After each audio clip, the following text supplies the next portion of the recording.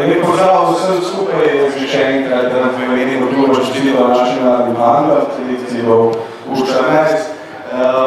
Fantje so naredili enega največjih uspehov športnih, nogometnih, mladinskih ekip v Sloveniji. Uvrstili so se naprej v tekmovanju Nike Cup in sedaj potujejo v Manchester, kjer bodo igrali s celotno svetovno elito.